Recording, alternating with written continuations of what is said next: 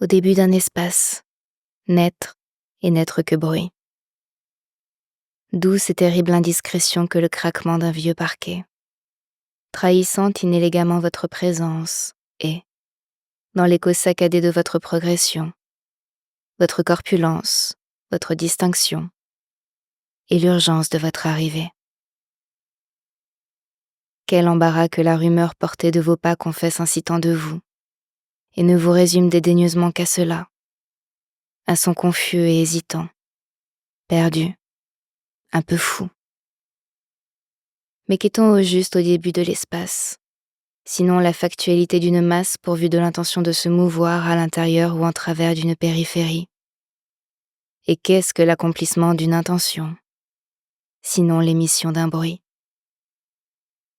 La volonté de vivre ne se donne-t-elle pas dans la poussée du premier cri, celle d'aimer dans le murmure de l'infini et celle de guérir dans le fracas des pas performés après la chute?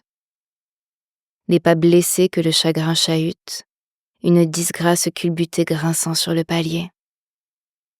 Un plancher Versailles ici, en bois de chêne verni chatoyant des reflets beurrés, on se part en cuisant une fournée de pâtisserie. La lumière s'amuse des entrelacs de son motif, comme le jaune d'œuf s'enorgueillit de changer en or, les lacets décorant le sommet d'une tarte.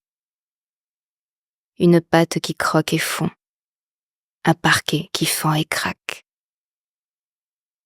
Des murs lambrissés dans la hauteur de caissons voisinant l'opaline et la pistache, sous un cerne de chrysocale, supportent la voûte d'un ciel nivéen, bordé d'une corniche en doucine moulurée de feuilles d'eau et d'acanthe, pourvue en son centre d'une rosace, laissant choir l'unique larme d'un lustre montgolfière, à ruban de grains, décor de pampilles et guirlandes perlées. 3 fenêtres à gueule de loup et crémone cuivrée emplissent la pièce d'une lueur blondissant en rebond sur la boiserie et réchauffent par sa diffusion la succession clairsemée de cabinets d'entomologie.